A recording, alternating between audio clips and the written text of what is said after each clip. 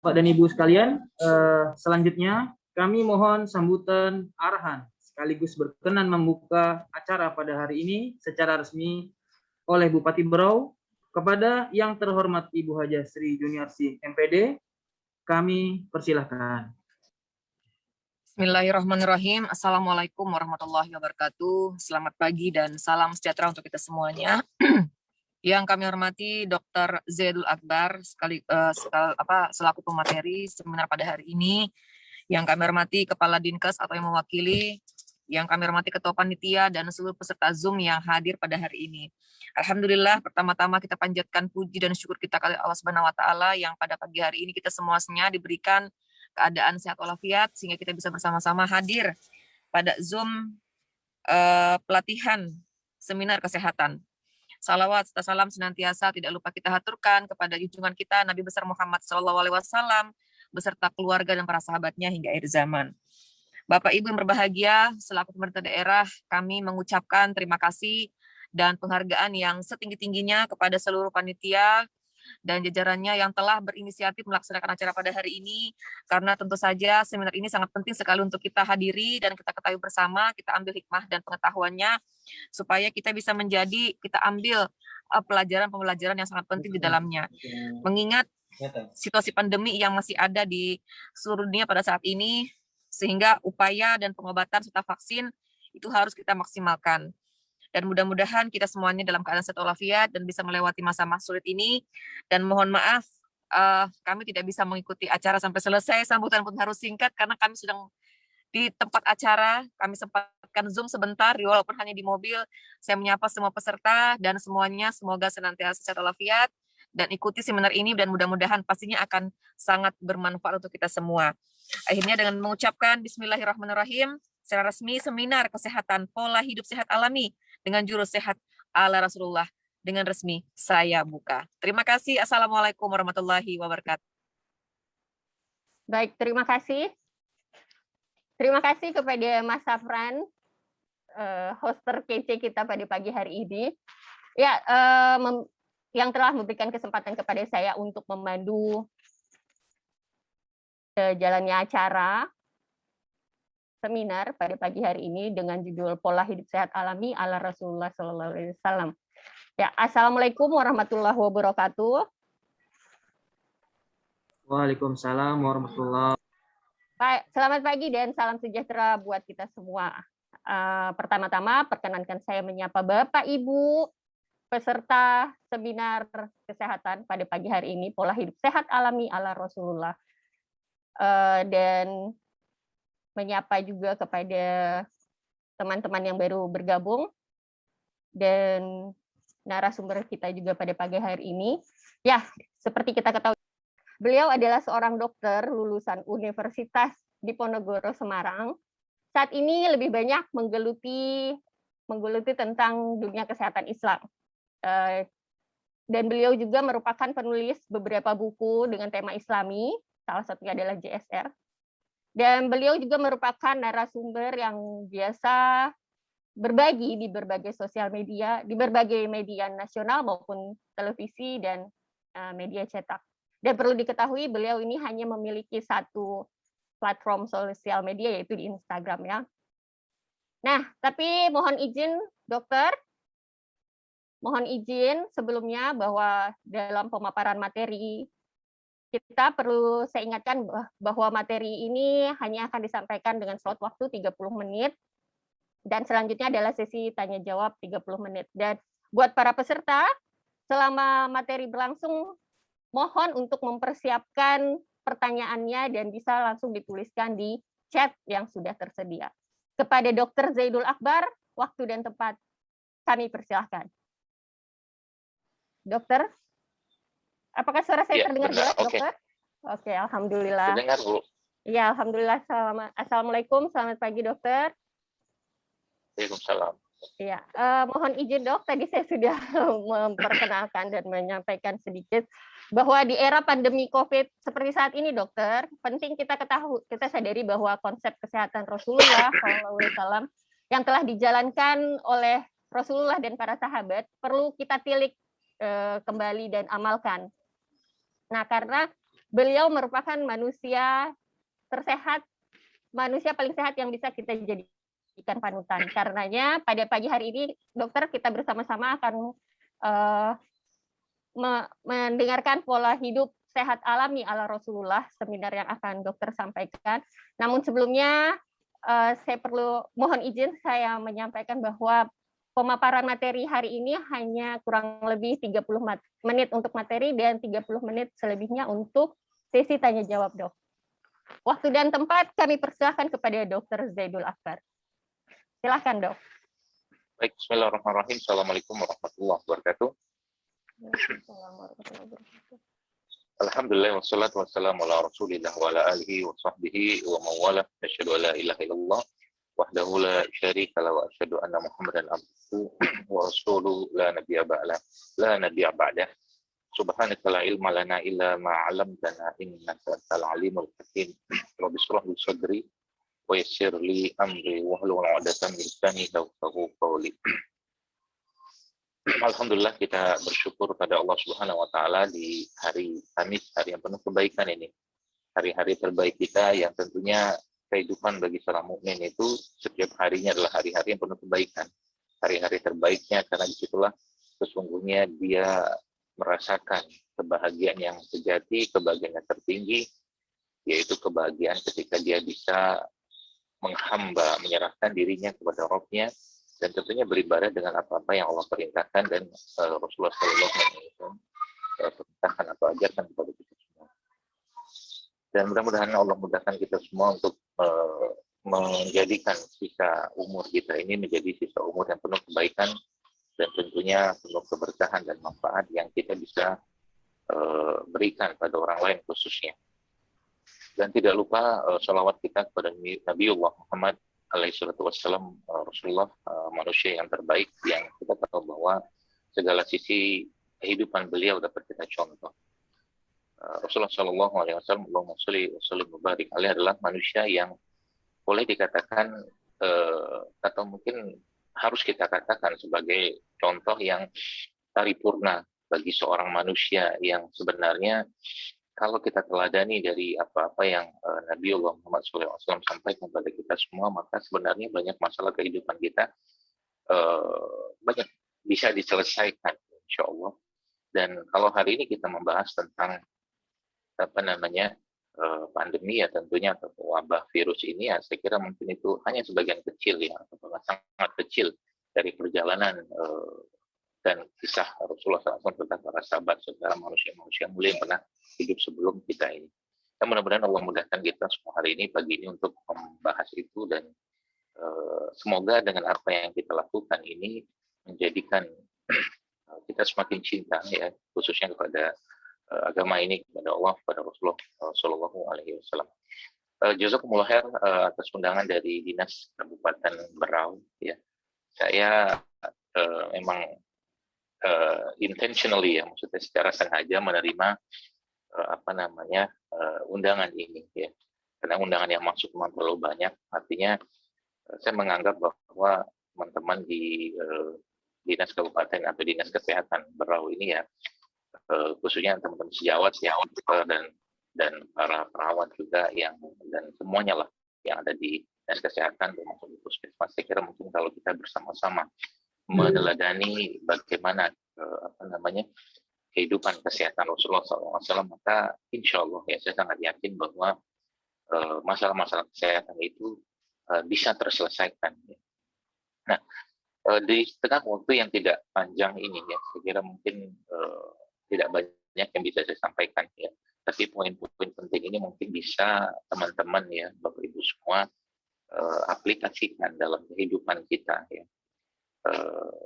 Karena memang hal-hal seperti ini sebenarnya standar sekali tanda kutip harus saya sampaikan gitu. Cumannya kita memang mungkin belum tahu, kita belum paham ya, bahwa banyak sekali hal-hal di luar yang kita pelajari, yang kita mungkin masih harus terus pelajari. Kenapa saya sampaikan ini? Karena memang di dunia hadis saja, dengan mungkin ratusan ribu hadis yang ada ya, ada ulama yang bahkan tidak tahu tentang hadis tertentu, ya, karena memang dia belum pernah belajar atau belum pernah mendengar, ya, atau ya katakanlah betul-betul mendalami hadis tersebut. Itu untuk ukuran hadis ya, yang terjaga sekali kesohihan atau kemurniannya yang Allah janjikan dalam Al-Quran seperti itu. Apalagi urusan ilmu ya. Maka kita perlu Bapak Ibu sekalian meneladani atau mungkin memahami konsep-konsep Al-Quran dan yang diajarkan oleh Nabi kita Shallallahu Alaihi Wasallam yang bisa kita aplikasikan. Nah, pertama ya kita tahu mungkin sebagai itu saja ya pedoman-pedoman penting saja. Kalau kita bicara tentang tubuh manusia ya, tubuh kita ini sebenarnya manusia itu sangat terkait dengan alam. Kalau kita tahu bahwa kita diciptakan Allah dari tanah ya, maka sebenarnya kekuatan tubuh manusia tersebut ya yang Allah jelaskan dalam Al-Quran bahwa manusia tercipta dari tanah walaupun Allah kan insan dan subhanallahi adalah bahwa semakin banyak ya komponen-komponen tubuh kita ini yang berinteraksi dengan alam, maka akan semakin sehat atau terjaga tubuhnya. Contoh mungkin hal sederhana yang saat ini kita lagi gencar-gencarnya ya, kita tahu ada vitamin D ya, ada jemur dengan matahari pada jam-jam tertentu. Sebenarnya hal-hal seperti ini sebenarnya hal-hal yang sangat-sangat fundamental yang kalau itu katakanlah manusia itu tidak menjaga atau tidak berinteraksi dengan alam tadi, maka pasti akan muncul masalah di sana ya. Vitamin D kita tahu ya, yang kita dengan adanya matahari, yang matahari membuat vitamin D menjadi vitamin D ya, atau mungkin juga dalam bahasa lain ternyata matahari juga punya peran yang sangat besar dalam meningkatkan biodiversity atau keragaman dari bakteri yang ada pada tubuh kita. Yaitu sebenarnya salah satu cara yang sudah dikenal sejak lama ya, yang sebenarnya kalau itu lagi-lagi kita ambil teori atau keilmuan tersebut kemudian kita kembalikan atau mungkin kita kuatkan lagi ya, atau mungkin kita ada yang bicara di sana ya. Baik, jadi bagaimana Nabi Sallallahu Alaihi Wasallam bahkan menyebutkan dalam sebuah riwayat bahwa Rasulullah Sallallahu Alaihi Wasallam itu sangat suka dengan melumuri kulit beliau Sallallahu Alaihi Wasallam dengan minyak zaitun. Minyak zaitun merupakan salah satu minyak yang sangat tinggi antioksidannya, dan kulit merupakan salah satu barrier pertama ya, pertahanan tubuh kita. Ya. Maka sebenarnya dengan ketika seseorang ya seperti kita melihat Rasulullah SAW itu memberikan contoh kepada kita dengan beliau melumuri atau mengolesi badan beliau SAW dengan minyak zaitun, sebenarnya di situ banyak pesan-pesan penting. Pesan penting pertama ya, bagaimana tubuh ya kulit kita itu terjaga ya diversitasnya atau keragaman bakterinya dengan makanan lah atau mungkin dengan asupan antioksidan yang berlimpah dari minyak zaitun yang menyebabkan kulit kita itu menjadi barrier yang sangat tangguh gitu kan. Nah, permasalahan di sini adalah banyak orang katakanlah justru malah tidak atau mungkin belum tahu tentang hal-hal seperti itu yang menyebabkan bahkan justru tubuhnya menjadi semakin lemah ya. Ini baru satu poin. Nah, lalu apalagi poin-poin yang katakanlah kita bisa ambil contoh mungkin di dunia katakanlah kesehatan alami atau naturopati atau mungkin pengobatan Islam ya. Kita tahu bahwa salah satu cara kita untuk mengembalikan energi tubuh kita atau mungkin kekuatan tubuh kita, dan bahkan itu punya efek yang sangat luar biasa, yaitu dengan cara menyatukan tubuh kita ini atau kulit kita ini dengan tanah, dengan yang kita sebutnya mungkin bahasa kita nyeker, yang kita sebutnya nyeker gitu kan. Namun kalau mereka nyebutnya perting. Jadi bagaimana kaki kita ini Bapak Ibu sekalian itu bersentuhan dengan tanah. Kita tahu bumi punya medan magnet, tubuh kita juga punya medan magnet, dan kita sangat terikat dengan itu, ya. Dan ada kelistrikan dalam tubuh kita. Dan itu salah satu cara nge-grounding sebenarnya, menyatukan apa namanya atau mungkin menyamakan frekuensi kita dengan bumi. Yang ada orang mungkin sekian lama kakinya itu nggak pernah nyentuh tanah. Ada orang sekian lama mungkin tangannya itu pun nggak pernah nyentuh tanah. Gitu kan. Nah, ini sebenarnya akibatnya yang terjadi apa? Yang terjadi adalah terjadi ketakseimbangan. Lalu pertanyaannya, ketakseimbangan apa yang terjadi pada tubuh kita? Ya. Kalau saya mulai membahas Bapak Ibu sekalian keseimbangan apa, maka saya akan katakan keseimbangan yang paling bisa atau paling dominan, bahkan mayor, ya, yang menyebabkan masalah dalam tubuh kita adalah keseimbangan emosi, keseimbangan jiwa, perasaan. Dasar apa saya mengatakan ini? Saya akan mengatakan dasar ini dasar bahkan fundamental kesehatan yang Nabi Muhammad SAW jelaskan kepada kita semua. Yaitu apa? Bahwa Nabi menjelaskan dalam sebuah hadis yang sahih yang kita sering dengar, adalah wa inna fil jasad mudghah. Bahwa dalam tubuh manusia itu terdapat segumpal daging. Jika dia baiklah semua, jika dia rusak semua. Dan daging itu adalah kolbu. Maka sebenarnya Bapak Ibu sekalian, ya, kalau mungkin saya boleh memberikan ya saran lah sebagai kamu saudara Muslim, gitu kan. Maka peran Anda atau mungkin fungsi kita, ya, khususnya tenaga-tenaga kesehatan, atau mungkin baik struktural atau fungsional yang ada di dinas kesehatan, atau mungkin teman-teman di puskesmas, kita punya peran yang sangat besar, bahkan kita punya peluang yang sangat besar untuk mengembalikan atau bahkan mencuri tanda kutip pahala dari orang-orang yang sakit, bahkan orang-orang yang tidak sakit. Kenapa saya katakan begitu? Pembahasan yang awal yang saya jelaskan tadi tentang bahwa kesehatan itu dimulai dari hati yang Nabi SAW jelaskan, maka pembahasan ini ya akan sangat erat kaitannya dengan bagaimana keterikatan seseorang itu kepada rohnya. Ya, hati itu tidak akan bisa tenang, hati itu tidak akan bisa memberikan cahaya kebahagiaan atau kegembiraan kalau hati itu jauh dari Allah. Nah, sebenarnya yang pertama kali kita harus lakukan justru kita ketika kita menghadapi orang sakit atau memberikan nasihat kepada orang sakit, bukanlah minum obat apa, herbal apa, ya, atau katakanlah datang ke dokter apa atau terapis apa, bukan itu, ya. Tapi poin pentingnya adalah bagaimana mengembalikan hati mereka kepada Allah Azza wa Jalla. Ini yang paling penting, dasarnya di situ, gitu kan. Jadi lalu pesan apa yang kita bisa sampaikan kepada mereka? Kita bisa banyak sampaikan, bagus kan, pesan-pesan itu, contoh mungkin tentang bagaimana hubungan dia dengan Allah melalui Al-Quran. Misalkan, Bu, Al-Qurannya dibaca nggak, gitu kan? Bu, rutin nggak berdoa tiap hari, Bapak, gitu kan? Atau mungkin rutinkah bersedekah, rutinkah bersolat malam, atau tepat waktu nggak ketika sholat, gitu kan? Bapak Ibu sekalian, ya, ini sebenarnya fundamental utama tuh di sini sebenarnya, atau mungkin fondasi dasar utama kesehatan yang dijelaskan oleh Rasulullah SAW di sini, yang sering kita lupa di situ. Ya, kenapa saya katakan sering lupa? Ya, kita lebih banyak kita juga yang mungkin yang bergelut dalam dunia kesehatan mungkin, atau mungkin dalam kondisi seperti sekarang ini, ya. Kita lebih banyak berpikirnya fisik dan fisik. Ya.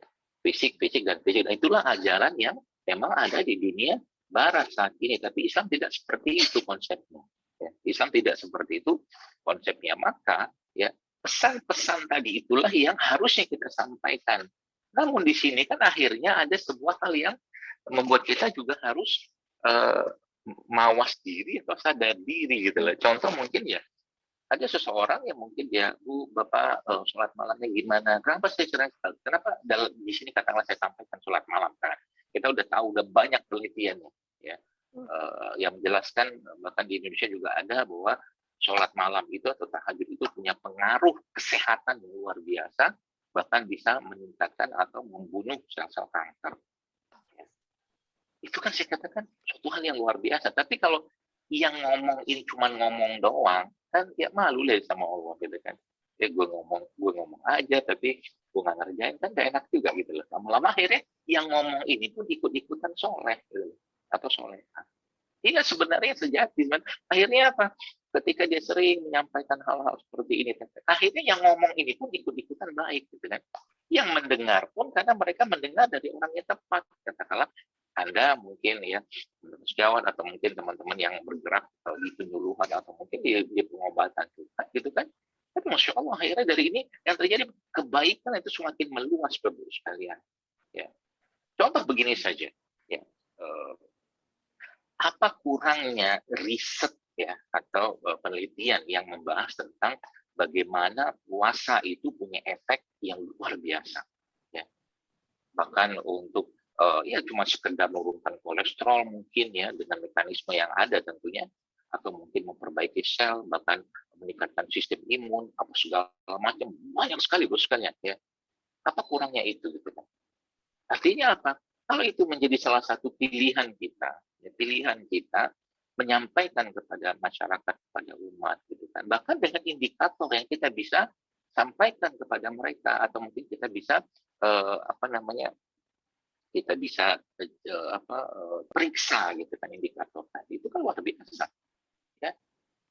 Dan Bapak Ibu sekalian, masya Allah ya sebenarnya. Jadi ini puasa, ya, bagaimana sodako, ya, bagaimana sholat malam, bagaimana sholat tepat waktu, bagaimana sholat yang benar, itu kan semua sebenarnya pada akhirnya akan bermuara pada sebuah kesimpulan awal begini, yaitu semua syariat dalam agama kita yang mulia ini semuanya sebenarnya menyehatkan. Semua syariat, perintah-perintah Allah dan perintah Rasulullah SAW itu semuanya menyehatkan, tapi kita tidak melakukannya untuk sehat. Kita melakukannya karena perintah. Jadi sehat itu efek sampingnya saja. Kalau kita bicara dalam konsep katakanlah sekarang ya begitu luar biasanya ya orang bicara katakanlah atau mungkin kita lihat di mana-mana bicara tentang perbaiki iman, perbaiki imun, segala macam ya iman. Tapi poin penting yang saya sampaikan, harus saya sampaikan di sini Bapak Ibu sekalian, imunitas itu. Ini saya pandangan saya, imunitas itu tidak akan bisa terwujud atau katakanlah tidak akan terwujud dengan optimal ketika tanda kutip imanitas itu tidak kuat atau lemah, bahkan bobrok. Percayalah. Jangan bicara imunitas kalau imanitas itu tidak kuat. Jadi pesannya apa di sini sebenarnya? Pesannya bagaimana kita yang dari awal katakanlah kita menyampaikan pedoman-pedoman inilah dengan cara ya imanitas itu dikuatkan dulu sekalian. Dan konsep herd immunity yang saya pahami bahkan di sini adalah bukan sekedar herd immunity dalam pandangan fisik, tapi ada namanya herd, ini bahasa saya aja, herd immunitas gitu kan. Kan hebat. Kita sudah tahu herd immunity itu apa.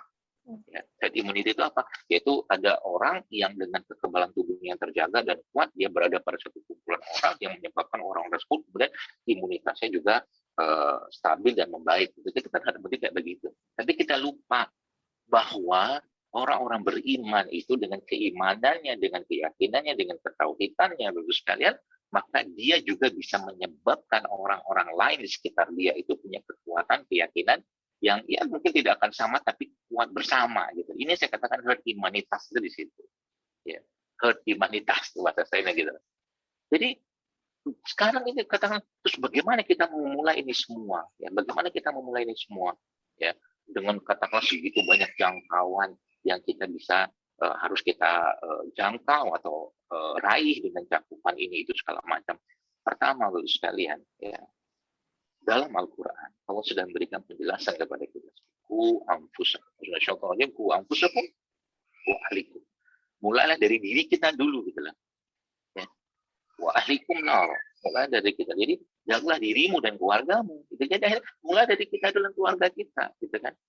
Jadi kan Masya Allah ya. Jadi kalau hal seperti ini kita kuatkan ya tekad dalam diri kita, maka yang terjadi itu bagus sekalian, Masya Allah ya, yang akan keluar dari lisan-lisan kita, ya, akan keluar dari ucapan-ucapan kita, ini bukan kalau misalkan sakit ini obatnya ini, sakit ini obatnya ini, lagi virus kayak begini obatnya, bla bla bla segala macam, bukan.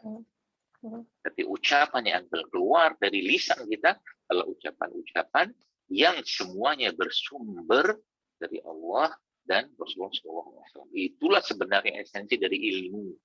Ya. Ilmu yang ada sekarang kita tahu ya, karena tidak dibarengi dengan hikmah, maka banyak ilmu yang ada sekarang tidak menyelesaikan banyak masalah. Ya. Tidak menyelesaikan banyak masalah karena tidak ada hikmah. Ya. Kita butuh hikmah, bahkan hikmah itu jauh lebih kita butuhkan daripada ilmu itu sendiri. Ya. Hikmah itu seperti apa? Kemampuan seseorang untuk membaca dengan mata hatinya, dengan imannya, ya, sehingga pada akhirnya dia bisa melihat kondisi-kondisi yang ada itu dan memberikan solusi-solusi secara keimanan, gitu kan. Saya sampaikan tadi bahwa sebenarnya syariat itu salah satu caranya kita perintah-perintah Allah, ya, perintah-perintah Allah dan apa-apa yang diajarkan Nabi SAW. Itulah salah satu caranya kita untuk menguatkan imunitas, atau mungkin dari awal yang saya jelaskan tadi adalah imunitas kita dulu. Ya. Jadi Bapak Ibu sekalian, ya sudah terlalu banyak ayat-ayat dalam Al-Quran menjelaskan tentang itu, ya. Salah satunya mungkin jika sekiranya penduduk langit dan bumi itu bertakwa pada Allah, maka kami akan limpahkan keberkahan dari langit dan dari bumi. Gitu. Jadi sebenarnya yang kita mulai harus perbaiki dan lakukan sekarang adalah mewujudkan herd imunitas. Jadi bahasa sederhana saya itu, ya perbanyaklah orang-orang soleh di kalangan kita, perbanyaklah orang-orang di lingkungan kita, termasuk diri kita. Jadi mulailah untuk menyolehkan atau menyolehahkan diri kita. Dan itu imunitas yang paling bagus.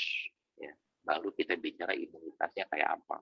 Jadi kalau itu kita tidak punya komitmen bersama, dan ini tidak perlu jadi kampanye besar bersama.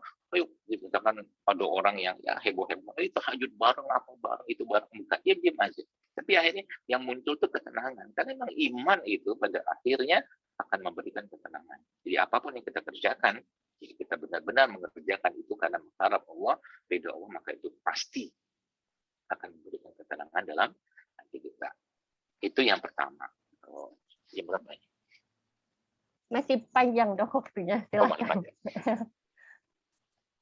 Baik, jadi itu yang pertama, ya. Jadi herd imanitas, gitu kan.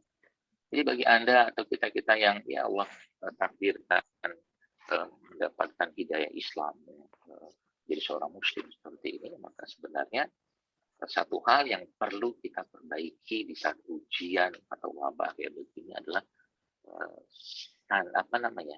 kualitas iman kita itu sama nggak dengan nggak ujian.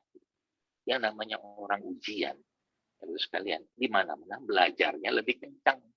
Gitu. Di sini lagi ujian, belajarnya sama, sedekahnya segitu-gitu aja, sholat sunnah segitu-gitu aja, sholat malam males, puasa males, ya, dan seterusnya lah. Lah gimana terus gitu kan mau mendapatkan hasil yang baik gitu kan.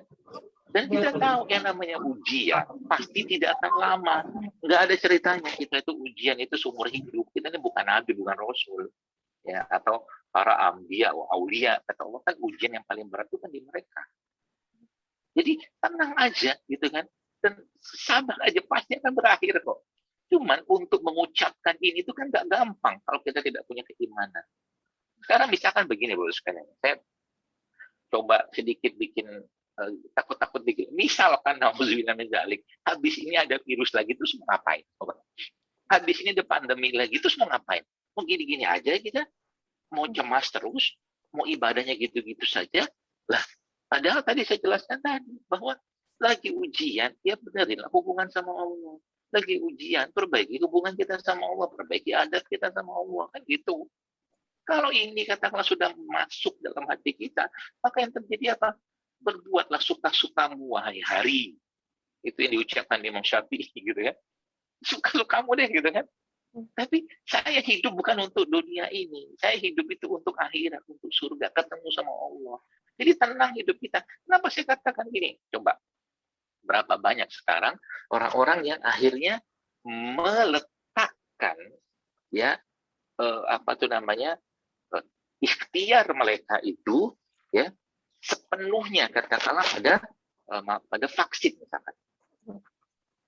Vaksin silahkan saja vaksin gitu, tidak masalah. Cuma masalahnya sekarang harapan itu kayak 100% diserahkan pada vaksin. Lupa ada Tuhan. Lupa ada habis dia vaksin masih nyampah lagi makanannya. Maksudnya nggak juga memperbaiki pola makan. Ya gitu-gitu doang akhirnya kan. Oke lah vaksin bagi dari ikhtiar, oke silakan, nggak masalah gitu. Tapi masalahnya adalah jangan letakkan semua perasaan dan harapan itu di situ gitu kan. Nggak bisa. Nah, kayak begini Bapak Ibu sekalian, tidak akan bisa terwujud kalau apa? Kalau tidak dibangun dari awal. Anda yang mungkin belajar ilmu bela diri, entah kungfu, silat, taekwondo, karate, judo, jujitsu, ninjitsu, apapun itu. Pertanyaannya, ketika Anda sedang bertarung gitu kan, apakah ingat jurusnya? Nggak ingat loh. Tiba-tiba gebuk-gebukan aja. Kok bisa gebuk-gebukan itu ternyata jurus A, jurus B, jurus C. Nah, gebuk-gebukan atau mungkin saat dia bertanding itu, Bapak Ibu sekalian, adalah hasil refleksnya dia yang dia latih sekian tahun kan gitu. Jadi kalau sekarang ujian kayak begini kita nggak ngelatih refleks kita nggak ngelatih kesiapan iman kita, ujian berikutnya sama lagi kena gebuk lagi kita, gitu loh. Maka minta sama Allah ya instalasi keimanan tanda kutip gitu kan, ketenangan hati, jiwa, perasaan ya, dari apa yang kita pelajari. Pertanyaan saya sekarang, kita yang sekarang sebutlah mungkin dapat rezeki bisa beli rumah cash katakan harga 500 juta misalkan, atau mobil, berapa lama sih kita bahagia? Paling 3 hari. Riset itu menunjukkan bahwa orang-orang yang atau hal-hal seperti itu sifatnya dunia itu paling lama itu 2 minggu paling lama. Tapi pertanyaan saya sekarang, misalkan Anda punya uang 500 juta, lalu uang tersebut Anda bangun masjid, lalu uang tersebut Anda serahkan kepada pondok misalkan atau kepada anak yatim segala macam, ya apa yang terjadi? Bahagia yang Anda rasakan itu tiap hari. Apalagi Anda datang menyaksikan masjid tersebut, sholat di sana, beribadah di sana, misalkan tiap hari itu netes air mata, masya Allah, bla bla bla bla segala macam kan gitu. Iya saya katakan tadi, yuk latih refleks kita gitu kan, latih refleks kita dengan ujian, dengan memasukkan di situ bekal-bekal keimanan. Ya. Dan satu hal yang harus sangat kita pegang di sini ya, pertolongan Allah tidak akan datang bagi orang-orang atau hamba-hamba Allah yang bermaksiat atau melakukan dosa, tidak akan datang. Kemudian walaupun datang lama. Nah, sebenarnya Bapak Ibu sekalian yang jemaah yang saya hormati, di samping tadi saya katakan inilah saatnya kita merefreshing iman kita, merefreshing keyakinan kita, memperbaharui niat kita dan memperbaiki amal kita. Yang tidak kalah pentingnya jangan bikin dosa. Ya. Jangan bikin dosa, jangan bikin maksiat. Ya. Level maksiat yang orang itu mungkin beda, dan manusia atau makhluk yang paling tahu kelemahan kita itu adalah namanya syaitan. Dia punya bank data tentang manusia sejak Nabi Adam bahkan sampai sekarang. Untuk si fulan ini lemahnya di sini, untuk si fulan lemah di situ. Maka di situ kemampuan seseorang dalam mengendalikan nafsunya ya itu sangat diperlukan, dan itu semua berbasiskan atau berlandaskan atau berfondasikan pada keimanan, keyakinan dia yang dikutuk terus dengan amal soleh. Gitu. Nah ini yang pertama ya, mungkin poin yang pertama.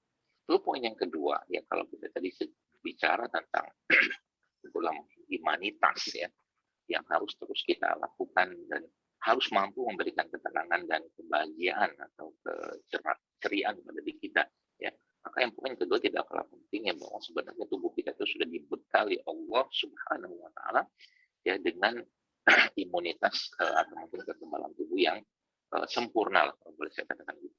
Dan itu kan sering kita baca dalam surat Yasin. Sempurna banget kita itu. Maka ilmu pengetahuan memberikan pedoman, memberikan penjelasan kepada kita semua ya, di mana kesempurnaan atau di mana sistem imun itu diproduksi gitu kan.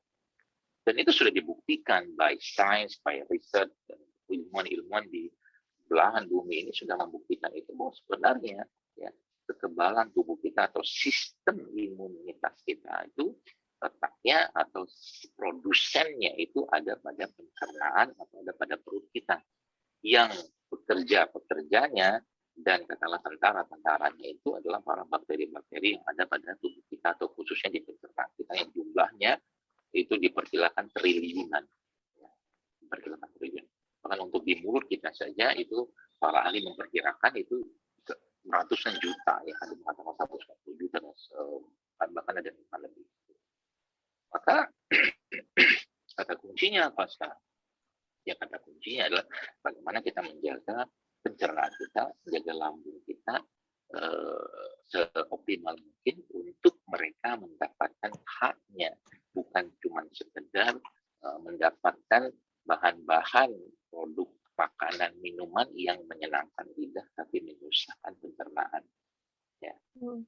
Menyenangkan lidah tapi menyusahkan pencernaan. Contoh-contoh yang banyak sekali bagus sekali. Ya. Dan itu sebenarnya sudah dijelaskan ya Mohon di Yovita Puskesmas Kelai. Ya. Silahkan dok. Ya, jadi baik. Jadi Nabi SAW bahkan menjelaskan dalam sebuah hadis. Saya mungkin kalau tanya mungkin kepada Bu Ratna pernah mendengar albinah, Albinah.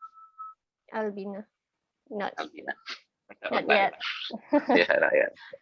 Jadi talbinah itu dalam sebuah hadis Bukhari, Nabi SAW menjelaskan bahwa talbinah itu bisa menenangkan hati, menghilangkan kesedihan, dan memberikan kegembiraan. Bingung kan? Kok bisa gitu? Kok bisa gitu kan? Itu Nabi yang ngomong gitu. Nabi ngomong bahwa talbinah itu kalau dia dimakan, ya itu bisa memberikan kebahagiaan, ceriaan, menghilangkan kesedihan. Apa ceritanya kok bisa gitu kan? Dan ternyata ya kalau kita baca dalam kitab-kitab pengobatan Islam, ya, maka sebenarnya talbinah itu kalau boleh dibilang itu ya mungkin kalau bahasa kita ya kayak semacam biji barley. Ya. Ada yang mengatakan itu gandum utuh, tapi ada juga yang mengatakan itu biji barley. Pertanyaan saya sekarang tidak bahas biji barley-nya. Kok bisa makanan bisa menghilangkan kesedihan? Itu yang menarik. Oh, ada di buku sini ya dok? Ada. Moga dok. Jadi saya katakan Masya Allah, saya bilang ini Nabi tentunya kan tidak ngurusin kesehatan secara khusus, tapi adalah hal-hal yang bisa kita ambil pedoman dari beliau, karena urusan beliau kan jauh lebih besar. Termasuk talbinah ini saya mikir, ternyata ya makhluk tadi itu, si bakteri-bakteri tadi itu memerlukan makanan, dan makanan mereka itu berbagai macam ya. Ada yang jenisnya oligosakarida ya, atau oligosakarida ya. Nanti bisa dilihat tuh. Yang itu sebenarnya kategori dari prebiotik sebenarnya gitu. Makanya sebenarnya kalau dibilang apa prebiotik paling bagus ya. Itu di screen sharing apa ya. Jadi apa probiotik paling bagus ya? Dan ternyata probiotik paling bagus itu adalah prebiotik itu makanannya ya. Nanti bisa dilihat definisinya apa. Tapi subhanallah prebiotik yang paling baik adalah prebiotik yang memberikan atau menjadi makanan bagi salah satu bakteri yang ada di tubuh kita, yaitu Bifidobacterium. Nah, sekarang kita belajar lagi ya. Bacalah hadis ya, bahwa Nabi SAW pernah memberikan contoh kepada kita semua. Bahwa salah satu sunnahnya, atau mungkin salah satu, ini kita bicara sunnah ya, kita nggak usah bicara teorinya kita dulu ya, kita rujuk Nabi dulu. Jadi salah satu petunjuk Nabi SAW ketika bayi baru lahir di samping didoakan, apa coba? Itu beliau SAW mencontohkan mengunyah kurma, dan itu saya lakukan. Udah tahu ya teknik namanya ya. Teknik itu ternyata kurma itu adalah makanan terbaiknya bifidobakterium atau bifidobakteri yang ada pada tubuh anak yang dia dapatkan itu selama dalam kandungan ibu. Masya Allah kan? Itu salah satunya. Jadi itu salah satu saya katakan ini saya akan kasih garis besarnya saja ya supaya Bapak Ibu nanti bisa aplikasikan dalam mungkin nasihat Anda buat diri sendiri dan keluarga serta mungkin orang lain dalam cakupan Anda ya. Itu salah satunya. Jadi tentang bagaimana talbinah. Tapi ternyata kan dia golongan, banyak sih golongan, tapi ada beberapa golongan yang paling bagus itu golongan sebut dengan short chain fatty acid. Jadi asam lemak rantai pendek. Dan short chain fatty acid ini Bapak sekalian salah satu yang terbaiknya memang ada pada kurma. Jadi banyak kali yang lain sebenarnya, tapi salah satu yang terbaik pada kurma. Maka sekarang kita lihat lagi, kita balik berkurang. Waktu Maryam alaihissalam mau melahirkan ya manusia mulia itu Isa alaihissalam, itu kan dalam kondisi sakit, sedih, ketakutan. Apa yang Allah perintahkan kepada Maryam? Kita tahu ibu itu saja jadi kudus juga tuh bahwa Allah memerintahkan. Meskipun saya kadang-kadang mikir gimana caranya Maryam, seorang manusia wanita muslimah yang masya Allah ya solehah ya, yang nanti akan menjadi istri Nabi di surga, itu disuruh goyangin pohon kurma. Ya nggak masuk akal kan untuk kita kan? Kok bisa goyangin pohon kurma? Pohon kurma kan nggak ada pohon kurma kayak pohon toge gitu. Pohon kurma itu gede-gede gaban gitu. Tapi ketika digoyangin kayak begitu, masya Allah terus kalian ya. Nggak tahu mungkin ada malaikat yang bantuin atau apa nggak tahu lah. Ya, jelas akhirnya dalam kondisi takut, sedih, ya, Allah memerintahkannya untuk mengkonsumsi itu.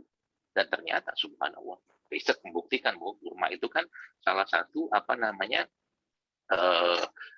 penghasil ya oksitoksin gitu seingat saya. Dia bisa memicu rahim itu untuk berkontraksi. Jadi memudahkan persalinan. Maka lagi mau lahiran, itu salah satu saran teman saya seorang dokter obgyn juga yang juga beliau meliti tentang hal seperti ini. Itu dia mengatakan seperti ini, perbanyak makan kurma ketika mau lahiran, ya seperti itu. Nah, dan kurma itu ya dia termasuk prebiotik ya makanan bakteri yang paling bagus gitu kan. Jadi makanan bakteri yang paling bagus. Jadi prebiotik namanya. Dan itu banyak sekali besar. Ada bawang putih, ada asparagus, ya, ada apalagi itu artichok, ingat saya, dan beberapa nanti biasa Bapak Ibu pelajari sendiri. Yang itu semua merupakan makanan yang mereka. Pertanyaan kayak sekarang, kalau seandainya mereka atau mungkin sistem imun kita yang tadi saya jelaskan di awal bahwa produsen terbesarnya itu ada pada pencernaan tidak diberi makanan, apa yang terjadi? Kacau sistemnya.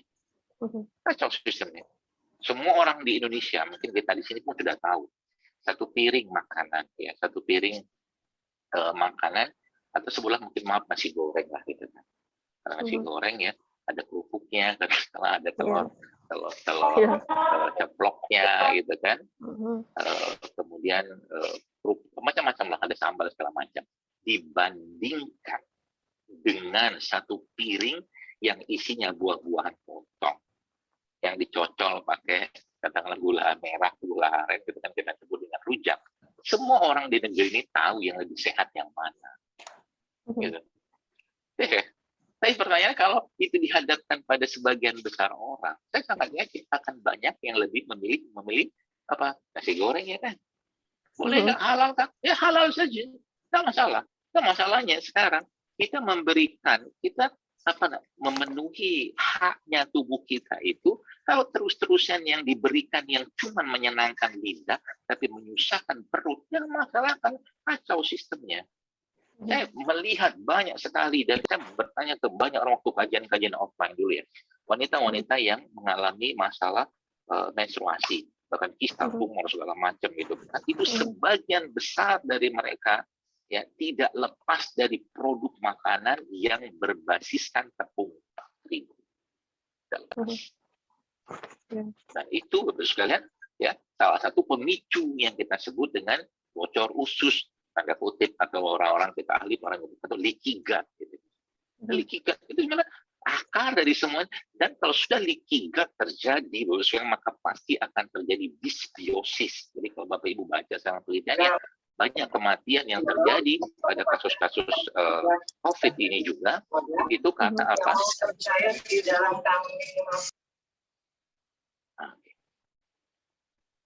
Baik, jadi kasus yang terjadi pada kematian-kematian COVID ini, kalau Anda baca, saya sudah sering banget dapat data itu, bahwa itu ternyata penyebab dominannya adalah dysbiosis. Apa itu dysbiosis? Ketakseimbangan mikrobiom, ketakseimbangan bakteri yang ada pada tubuh kita, khususnya di pencernaan. Dan itu banyak terjadi pada orang-orang yang punya komorbid, kan gitu kan? Iya. Makanya orang-orang punya komorbid, coba lihat. Jadi kita mencoba melihat itu dengan kacamata lain gitu. Orang-orang punya komorbid itu, baik mungkin jantung, darah tinggi, diabetes, apa segala macam itu pasti ada dysbiosisnya dalam tubuh mereka. Dan dysbiosis itu terkendalikan, terkontrol. Tapi ketika ada serangan baru dari virus, dysbiosisnya makin kuat gitu kan. Ya. Itu yang terjadi sebenarnya. Jadi sebenarnya kesehatan kita saat ini itu hasil tabungan kita kan sudah tahu gitu. Nanti kalau setiap hari makan nasi goreng, setiap hari makan mie ayam, bakso, segala macam, dan makanan-makanan yang katakanlah sebulan mungkin tidak optimal gizinya, lebih banyak karbonya, yang terjadi ya dysbiosis dalam tubuhnya. Dan salah satu ciri dysbiosis itu adalah apa? Orangnya mudah emosinya naik turun, baperan. Iya. Itu ciri-ciri orang dysbiosis. Makanya sering saya bilang gitu kan, kalau orang lagi baperan, lagi nggak jelas moodnya, ajak aja makan rujak, makan karedok. Di situ banyak nutrisi pentingnya di situ sebenarnya yang menghilang. Termasuk juga sekarang kan banyak sekali orang-orang anxiety. Anxiety itu kalau dalam pandangan saya coba telah ada berbagai macam sumber gitu kan, penyebabnya adalah defisit dari mikronutrien. Jadi ya zinc, kalsium, kalium segala macam banyak sekali ya. Makanya salah satu solusinya adalah tadi ya kembali ke produk-produk alam seperti rempah-rempah dan rimpang-rimpang gitu. Nah, jadi itu yang pertama. Masih ada waktu, Bu Ratna? Masih ada, Pak. Masih ada, Dok. Okay. Ya baik, lanjutkan ya biar ya kita diskusi lebih seru. Jadi prebiotik artinya apa? Di saat kondisi seperti sekarang ini, peran kita, tugas kita bukan cuma sekedar Bapak Ibu kaitkan imun Anda, tingkatkan imun Anda, bukan itu. Ya. Kasih tunjuk sama mereka, Pak Bu, di belakang rumah Anda ada apa? Oh saya tanam ubi Pak, makan ubi rebus setiap hari. Ya. Nasinya dikurangi loh. Oh itu kita tahu bahwa salah satu penyebab lemahnya imun itu kan gula yang berlebih. Ya. Tapi menariknya nasi putih kalau kita bandingkan sama singkong rebus itu saya sering sebut itu kalau nasi putih ya terutama beras-beras yang sudah pestisida apa segala macam itu menyebabkan banjir gula dalam tubuh kita. Banjir gula kan gitu. Nah sedangkan kalau kita bicara singkong dia slow release dia slow release. Bahkan yang menariknya lagi guru saya mengajarkan bahwa itu subhanallah singkong itu sebenarnya jadi tumbuhan itu bagus sekali saya ajarin ini mencatat baik-baik. Ini belum saya share di Instagram. Masya Allah. Jadi kalau kita lihat harimau itu kan untuk pertahanan tubuhnya Allah menciptakan taring, Allah menciptakan kuku. Pertanyaannya apakah Allah berlaku adil yang sama dengan tumbuhan? Oh jelas. Maka tumbuhan itu perlindungnya, kukunya, giginya itu terletak pada kulit pembungkusnya. Oke. Ya, atau mungkin Allah benamkan itu di dalam bijinya. Maka kalau kita sibuk bicara sianida, biji apel itu ada sianidanya. Biji apel ada sianidanya. Tapi untuk mendapatkan atau memberikan efek kepada kita, sianida dalam apel itu baru berefek kalau kita makan apelnya 100. Tidak mungkin. Oke. Jadi kalau kita bicara tentang konsep whole food itu, ini benar-benar whole gitu kan. Jadi bahkan ada seorang ahli nutrisi dari Jepang itu, dia mengatakan bahwa kolagen pada ikan ya itu terbesarnya justru malah ada pada sisik gitu. Kolagen. Jadi cerita sekarang glowing itu kan butuh kolagen. Makanya kan rumput laut sekarang kan ya rumput apa ya sarang walet. Itu kan lagi viral banget gitu kan. Kalau kolagen seperti itu banyak kita bisa dapatkan di berbagai sumber, di gamat, ripang, mungkin daerah Berau mungkin banyak tuh kalau ada yang dapat ripang ya atau gamat gitu kan atau timun laut itu namanya sama tuh. Itu kan kolagen juga tuh. Ya. Kemudian tadi ya. Jadi apa tuh namanya? Maka dia bilang itu kalau mau makan ikan itu makanlah ikan semuanya.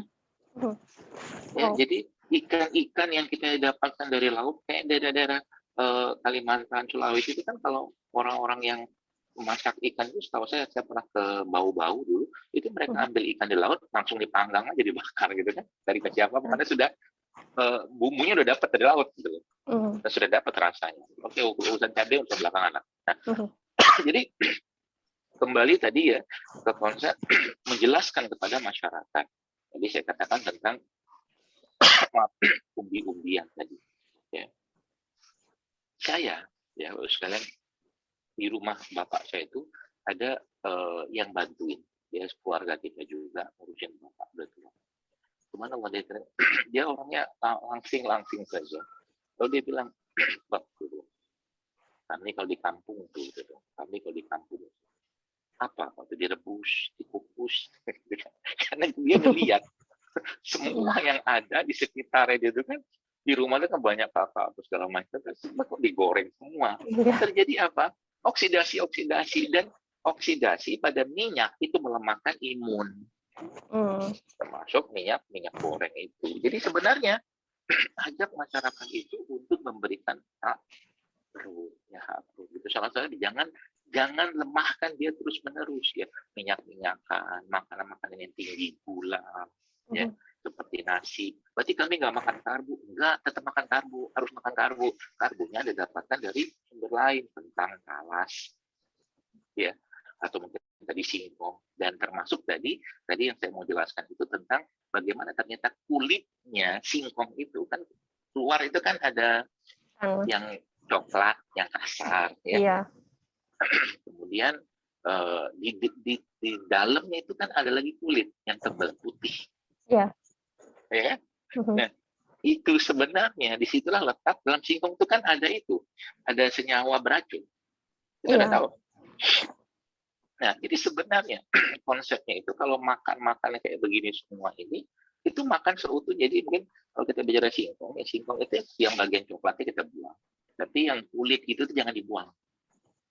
Maka kalau saya sekarang kayak makan ubi cilembu atau mungkin ubi jalar itu kulitnya saya makan, saya kupas, gitu ya. Itu termasuk juga teman-teman yang buat minuman dari rimpang-rimpang. Jadi mulai tahu kan, jadi kenapa sekarang yang terakhir saya share, kalau bikin rimpang nggak usah dikupas, cuci aja. Cuci, lalu ada slice tipis atau ada geprek gitu kan. Lalu saya lebih kalau seperti saya pribadi ya, lebih sekarang ini tuh lebih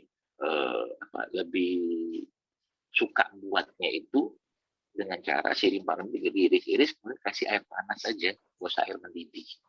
Mengapa? Kalau tanya mengapa, maka dalam rimpang itu pasti ada bakterinya kan? Bakterinya. Maka bakterinya itu kan kalau kita sering mendengar bahwa kalau manasin rimpang segala macam itu kalau mendidih matikan api. Iya kalau kita tidak telat, katakan. Kalau telat, kan mati itu bakterinya karena fungsi pemanasan itu salah satunya kan untuk pembersihan dari mikroba yang tidak kita perlukan. Tapi sebenarnya kalau kita udah cuci dengan baik dan kita sudah dalam kondisi bersih, ya udah kasih air hangat aja. Yang terakhir resep yang saya buat yang jahe, kunyit, serai jeruk nipis itu kan pakai air biasa, air dispenser atau air hangat biasa, dan biarkan dia terekstrak dengan proses ionisasi. Ya. Nah, seperti itu ya, jadi terbiarkan dan terekstrak sendiri. Kalau kan salah satu tanda bahwa dia sudah keluar bahan-bahan aktifnya itulah warna berubah, rasa berubah kan gitu. Itu udah biarin aja, dan minum. Kalau mau hangat ya sedikit kasih air hangat. Itu gitu. Jadi jangan lupa ya, kulitnya tetap dipakai. Biasanya kalau saya karena agak mungkin repot nanti di lidah, saya saring ya, habis mereka sudah itu tuh saya saring. Jadi kalau teman-teman bikin jahe kunyit itu nggak usah dikupas kulitnya. Ya, sama juga dengan makan kentang itu makan sama kulitnya. Karena pasti di situ terkandung keseimbangan yang Allah ciptakan di apa untuk mereka itu untuk melindungi dirinya, dan itu juga proteksi untuk kita. Gitu. Seperti itu ya. Jadi, nah mereka ini baru sekarang kalau boleh saya katakan ini makanan-makanan atau mungkin sumber-sumber yang menguatkan imunitas tubuh kita. Ya, rempahnya, rimpangnya, ada kurmanya. Pokoknya apa-apa yang ada dalam Al-Quran atau dijelaskan Nabi, udah konsumsi aja deh. Kayak sekarang ini. Ya. Di surga ada apa? Ada susu. Ini jadi polemik banget. Iya, banget. Tidak polemik banget. Ya. Nabi SAW dalam sebuah hadis menjelaskan bahwa susu sapi, ya susu sapi ini, itu dia obat, kata Nabi. Tapi catatan hadis tersebut di bawahnya, karena apa? Karena dia memakan tumbuh-tumbuhan. Bahasa obat yang Nabi SAW jelaskan di sini adalah kalau sapinya makan rumput.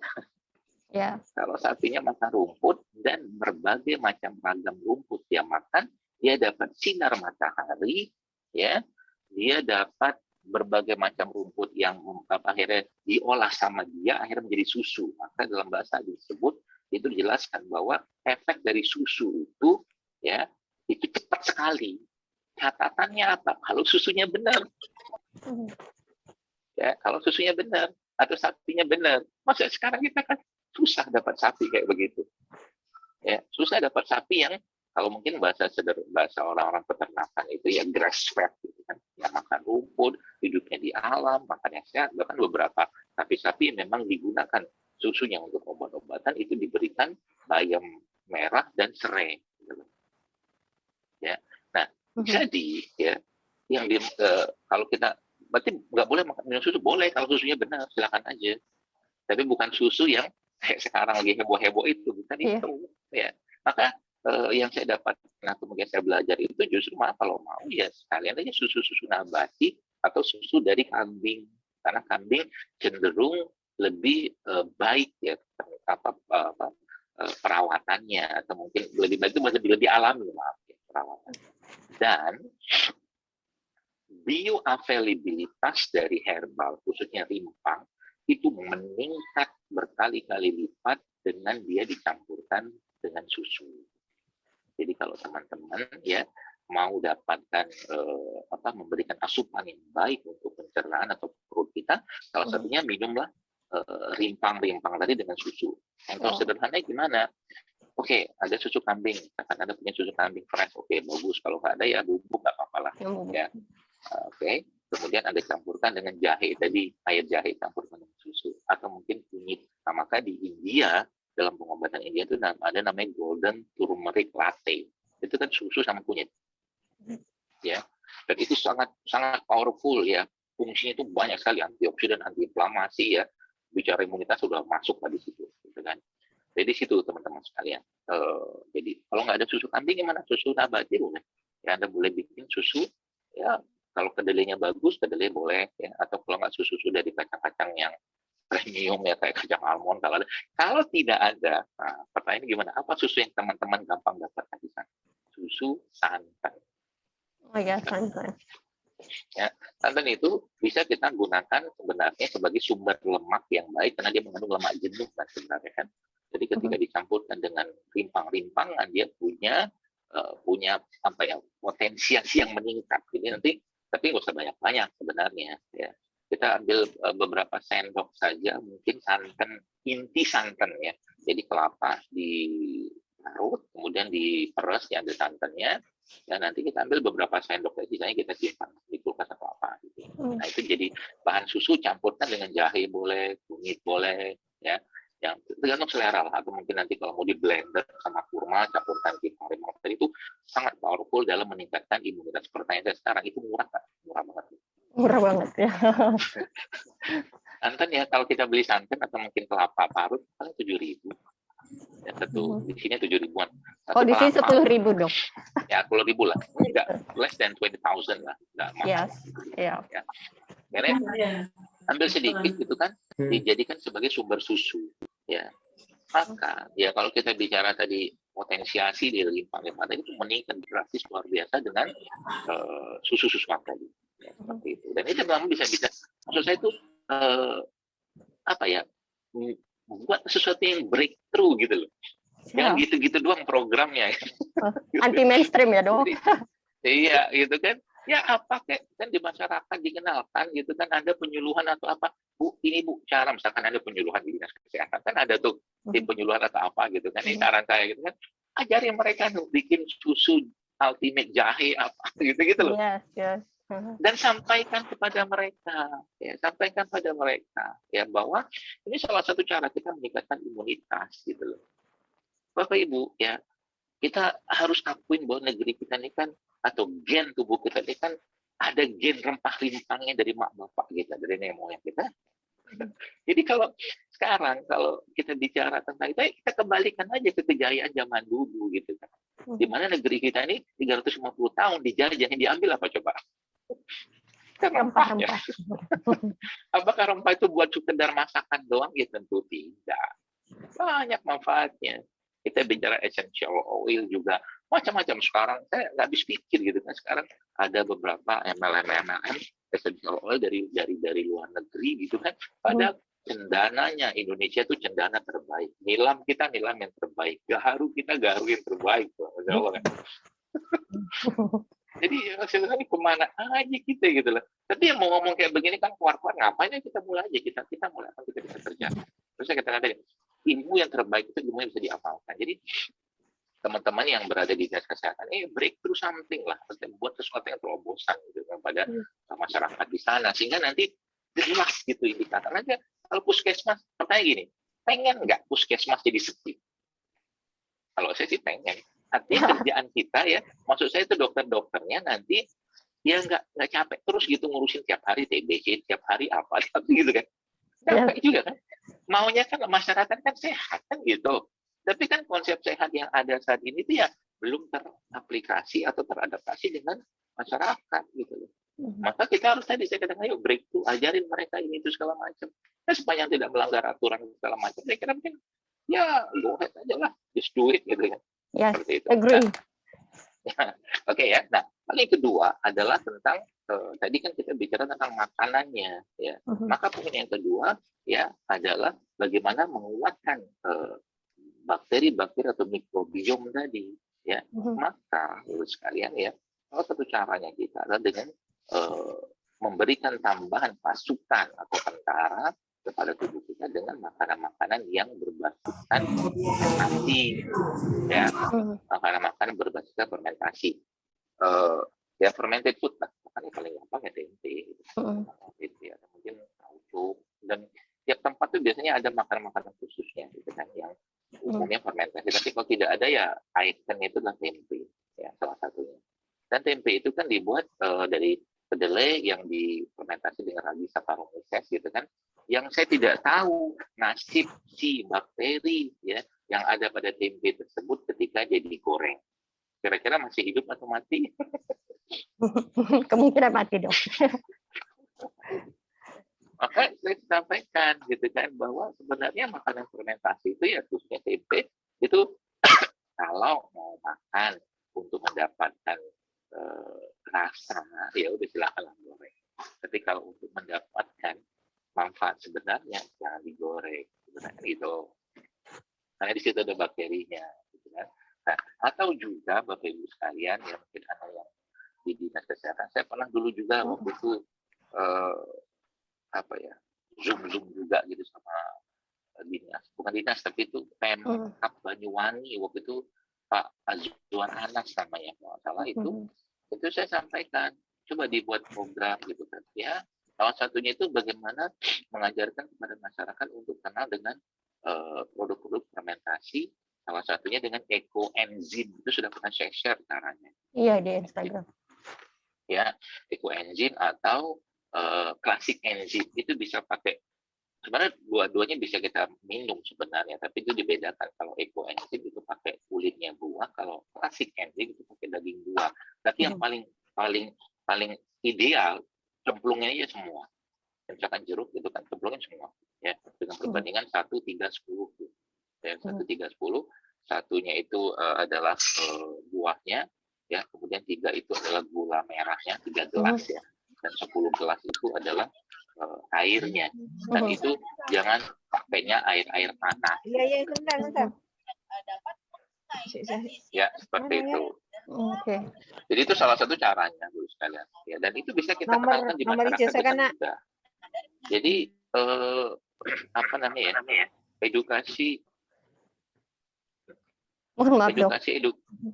edukasi kita ke masyarakat tersebut itu benar-benar edukasi yang bukan sekedar omdo gitu. Kan selama ya tidak menyalahkan siapapun sih saya, dan saya tidak berhak menyalahkan. Tapi menurut saya, ayolah kita sedikit gitu kan, namanya buka lagi apa namanya wawasan keilmuan kita gitu kan. Karena sekarang kita harus akuin ya, saya nggak tahu mungkin di sana ya orang-orang di daerah Berau ya, Tanjung Redep, karena dulu saya pernah di Balikpapan juga, pasti ada makanan-makanan khas, makanan-makanan unggulan daerah mereka tersebut yang sebenarnya makanan itu sehat gitu kan, cuman akhirnya orang-orang nggak tahu, dan akhirnya makanan-makanan ala-ala orang tua kita ini ya tidak lagi dimakan karena sudah terjebak dengan makanan-makanan olahan dan bahkan sudah penuh dengan bahan-bahan sintetis. Ya, jadi maksud saya itu kembali lagi aja itu ke sana. Ya. Jadi apakah dengan itu katakanlah kita bisa mengubah, belum tentu juga, tapi paling tidak kenalkan lagi itu kepada mereka. Ya. Sarapan sehat itu kayak apa sih gitu kan? Coba saya tanya, misalkan teman-teman di dinas kesehatan ini nyeletikin sedikit gitu. Sekarang, pernahkah Anda membuat konsep tentang sarapan sehat? Coba. I do that. Kalau untuk diri sendiri dok. Oke. Tapi untuk secara program, not yet, I think. Gitu. Jadi malah Bu Rata mah mungkin dah bisa Kalau kayak gitu. Tapi saya ini dok. apa ini? Oh, infusan. Infusan. Dan sudah banyak yang bilang ibu aneh kan? Iya. Of course. Ya, jadi apa namanya, konsep sarapan sehat itu kayak apa, konsep katakanlah makan sehat itu kayak apa gitu. Itu kan kita bahkan lupa gitu, karena sekarang kita menghadapi masyarakat imunnya naik dalam kondisi wabah kayak begini, sedangkan saben hari pagi siang malam mereka cari itu ya abang bakso, abang mie ayam, abang nasi goreng gitu loh. Terus piye gitu, apalagi yang lebih parah itu di daerah-daerah kota besar itu bahkan drive thru fast food itu kan ngantri coba orang makan makanan cepat saji. Ya. Itu gimana kita mau sehat terus sekalian? Bahkan yang lucu tuh di Amerika yang sudah vaksin itu dapat free donat. Iya. Free And donat. burger. Free donat bilang cakep banget nih kerjaannya gitu kan, bukannya justru kita diajak sehat, tapi ya gitulah makanan-makanan tinggi gula seterusnya. Ya, nah, berarti ada 2 poin di situ ya, Bapak Ibu sekalian. Ada prebiotiknya, kemudian ada probiotiknya di situ. Dan probiotiknya adalah hal-hal yang mudah sekali ya kita bisa kelola dan kita bisa dapatkan sekarang. Dan itu salah satu cara, bukan salah satu bukan. Ya. Salah satu cara untuk menguatkan sistem imunitas tubuh kita atau sistem imun tubuh kita. Ya, dan ini kalau boleh saya katakan ya bisa menjadi solusi. Maka saya di kondisi seperti sekarang ini ya, salah satu yang saya tidak pernah lupa untuk sampaikan kepada orang-orang yang bertanya kepada saya ketika mereka terkena virus ini ya, atau COVID ini lah, jangan pernah tinggal ini madu, kurma, batu sauda, yang pernah tinggal. Iya. Ya. Madu, kurma, termasuk juga beberapa jenis minyak-minyak kasiri ya, seperti kayu putih, yang itu ya saya agak sedikit apa namanya melenceng ya, dan mungkin tidak sesuai dengan konsep yang ada gitu kan. Bahkan nebulizernya yang teman-teman yang perlu mengeluarkan lendir itu kalau mereka pakai HCl atau apa itu saya sering suruh tambahkan kayu putih di sana. Ya terlepas pro kontranya ya silakan saja lah, sama juga kita berhipotesis dan kita punya konsep sendiri gitu kan. Itu salah satu yang saya sarankan ya masukin kayu putih di sana ya untuk yang dia berperan itu menurut saya itu mungkin kalau nggak ekspektor politik gitu ya. Gitu. Nah, itu sangat baik dalam membuang lendir-lendir dan dalam jumlah yang tidak banyak ya insya Allah tidak akan apa-apa. Ya tapi kalau bahkan dulu waktu saya belajar herbal itu bahkan minyak asiri gitu kita tidak minum. Air putih itu saya minum kalau pas lagi banyak lendir tapi dikit aja. Jadi kayak apa namanya air hangat gitu kan saya teteskan dengan satu tes air putih yang asli ya bukan buat urut ya. Iya. Iya. Itu ya sudah diolah itu ya Dok. Ya jadi sangat baik gitu kan Masya Allah dalam membuang lendir. Jadi begitu yang kurang lebih. Jadi mudah-mudahan bisa dirangkum atau mungkin didapatkan gambaran dari penjelasan tadi ya. Iya. Jadi Alhamdulillah. ketika kita makan ya ketika kita makan kita minum gitu kan kita sudah mulai menggunakan ayat-ayat kalian zuri insana ila Tuhan. Ya maka perhatikan apa yang kalian makan. Karena sebab dan maksud seterusnya. Dan surat Abasa itu surat yang memberikan banyak sekali pedoman petunjuk kepada kita semua tentang konsep makanan sehat. Surat Abasa. Surat Abasa. Abasa, ya Abasa wa tawalla anjahu seterusnya. Ya. Begitu mungkin Ibu moderator yang bisa saya sampaikan. Iya, alhamdulillah wa syukurillah. Terima kasih banyak Dr. Zaidul Akbar atas materinya yang sangat luar biasa, sangat kaya dan daging semua. Alhamdulillah. Ya, jadi Dok, untuk selanjutnya yaitu sesi bertanya. Ini ada banyak sekali pertanyaan dan alhamdulillah peserta kita 100. Jadi kurang lebih 101 orang pagi hari ini. Pertanyaan dari Rohmawati ya. Dokter mau bertanya, beliau juga alumni Undip Semarang ya, Dok. Beliau mau bertanya apakah meminum air kelapa plus madu setiap hari itu bagi tubuh kita itu bagus, dan apakah kalau untuk orang memiliki golongan darah O, apakah ini bagus Dok buat orang yang memiliki golongan darah O untuk mengkonsumsi air kelapa plus madu setiap hari? Oke. Alumni Undip satu dulu deh, nanti saya lupa. Oke, it's okay. Oke Dok, silahkan dijawab. Jadi baik, jadi pertanyaannya tadi dari Ibu siapa tadi? Rohmawati. Alumni Undip ya. FK juga atau gimana? I don't know. Bukan kayaknya Dok. Tidak apa-apa, mungkin fakultas kesehatan. Okay. Baik, jadi begini, asam air kelapa ya sejatinya dia adalah air yang sifatnya isotonik. Fonisitasnya sama dengan tubuh kita. Maka air ini boleh saya bilang air terbaik untuk menghidrasi tubuh kita. Okay? Nah, zaman dulu ketika dokter-dokter susah akses yang di daerah Kalimantan itu saya pernah mendengar ya teman-teman kakak kelas itu kan yang menginfus pakai air kelapa. Ya. Wow. Boleh nggak? Ya, karena airnya kan steril. Allah yang steril kan, ya kan gitu kan. Kemudian ya isotonik gitu kan, jadi mungkin sama ringan laktat segala macam gitu kan, atau asri segala macam. Ya tonisitasnya jauh lebih baik karena itu buatannya atau ciptaannya Allah. Nah, yang pertama itu isotonik, jadi air yang sangat baik untuk menghidrasi. Ya. Nah, yang kedua air kelapa kalau kita baca penelitiannya itu kan sangat tinggi kandungan asam amino dan mineral penting. Ya. Nah, dan yang ketiga, jadi dia sangat baik ya, hidrasi baik, jadi supply, jadi kayak minum air isotonik itulah yang orang-orang jual itu kan. Nah, itu lebih baik air kelapa, baik kelapa tua atau kelapa muda. Ya, jadi kalau Anda lagi bikin santan, ya, meres santan, jangan dibuang itu air kelapa tuanya. Itu bagus banget dan itu jauh lebih baik dari air isotonik buatan manusia itu, meskipun tua. Hanya di perbedaan beberapa jenis nutrien atau mikronutrien yang sedikit tidak sama. Okay? Nah, lalu ya asam amino. Jadi dia punya kemampuan juga untuk mengkoagulasi, seingat saya. Dia punya kemampuan untuk menggumpalkan racun.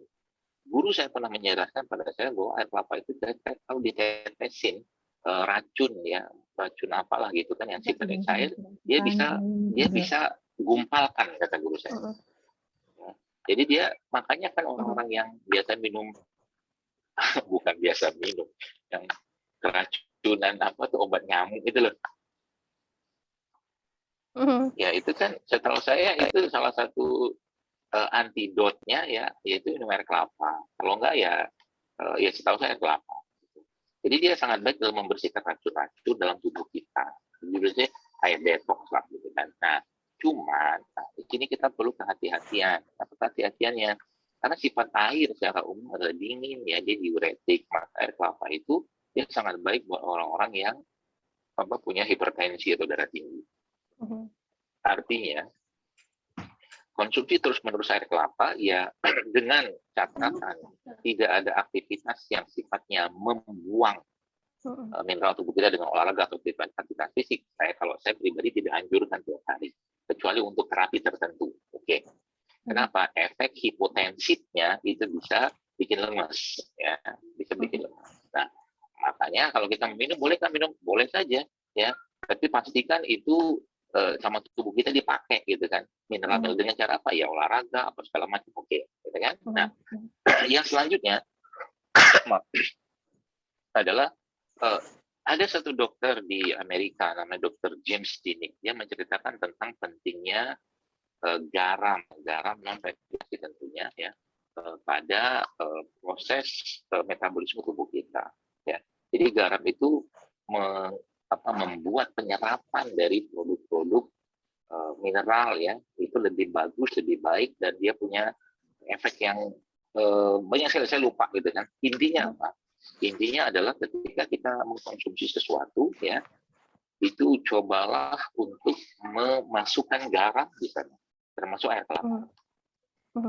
Jadi air kelapa itu Bapak Ibu nanti coba cari garam-garam mineral yang non refinasi ya. Kemudian campurkan garam secukupnya di sana, karena itu akan membantu juga mengurangi asam, karena air kelapa itu kan asam.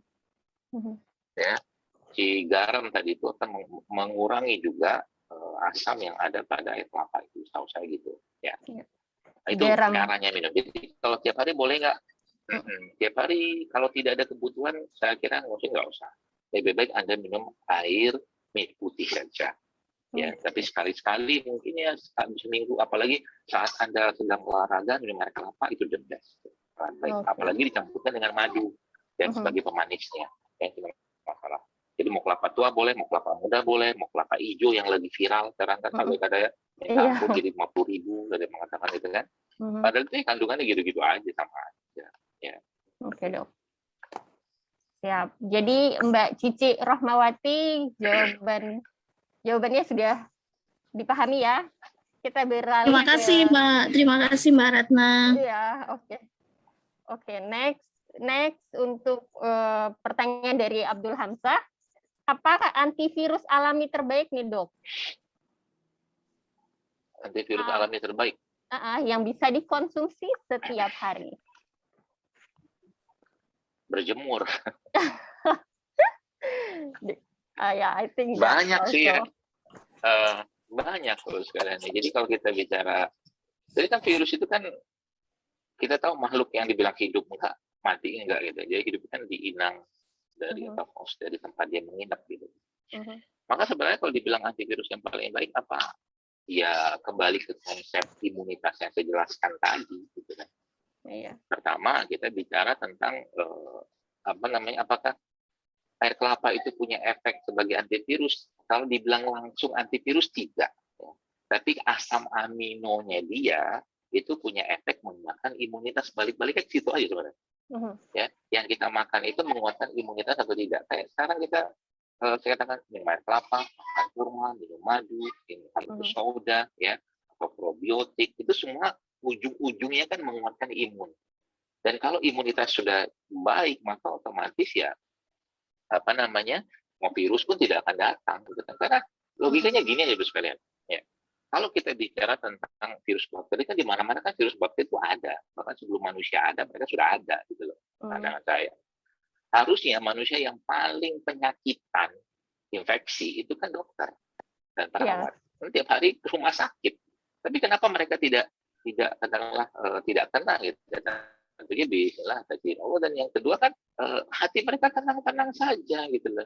Jadi antivirus yang terbaik itu salah satunya ketenangan hati, ketenangan diri gitu kan. Itu salah satunya. Jadi nggak usah cemas terus-menerus gitu loh. Nah, Kemudian juga beberapa yang disebutkan tadi dalam Al-Quran ataupun hadis ya, seperti madu ya, habatus sauda ya, itu boleh saya bilang itu apa ya, herbal wajibnya kita lah gitu. Madu, habatus sauda, apa-apa yang disebutkan dalam Al-Quran kayak jahe gitu, termasuk produk-produk lokalnya kita. Yang lagi-lagi pada saya kalau saya ditanya terbaik, terlalu banyak yang terbaik dan tidak bisa.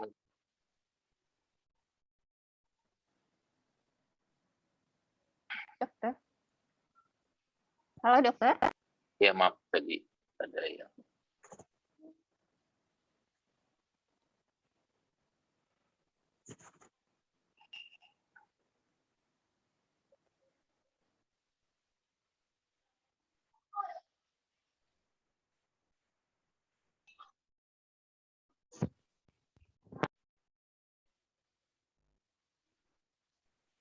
Terdengar? Iya. Suara saya ya, oke. Jadi kalau dibilang terbaik agak susah Bapak sekalian ya. Karena terlalu banyak yang terbaik gitu. Dan dia tidak bisa mengcover jadi satu jenis saja. Contoh madu. Madu itu bisa berfungsi sebagai antivirus nggak? Bisa. Ya. Tapi dia tidak bisa semuanya gitu loh. Jadi makanya saya katakan lebih baik kita konsumsi semua yang bisa meningkatkan efektivitas kerja dari para tentara-tentara tadi, yaitu para bakteri-bakteri tadi, ya, berupa prebiotiknya, ya, atau mungkin sayur-sayuran, ada mungkin tadi ada asam lemak rantai pendek, ya, dari kurma, dari zaitun, segala macam. Saya lebih prefer ke situ. Kenapa? Khawatirnya nanti kalau kita mengatakan terbaik, akhirnya semua orang minum itu, gitu. Ya, semua orang minum itu. Ya, padahal untuk setiap orang itu belum tentu sama. Ada orang yang bahkan dengan kunyit itu punya antivirus nggak? Ada. Jahe ada. Tapi kerja mereka kan sebenarnya kan beda-beda gitu. Jadi semakin banyak ragam produk tadi yang kita makan atau konsumsi ya semakin kuat imunitas tubuh kita. Itu mungkin kalau pandangan saya. Jadi semua sih terbaik ya, tergantung yang mudahnya bapak atau ibu apa yang konsumsi saja. Ya, oke, Masya Allah. Terima kasih dok atas jawabannya. Jadi untuk Kak Hamzah sudah terjawab pertanyaannya. Pertanyaan selanjutnya untuk sesi ini dokter. Dari Rosidi, Assalamualaikum. Dokter mau bertanya, bagaimana cara supaya masyarakat membiasakan bekam dan herbal sunnah dan makanan alami agar terjaga kesehatannya?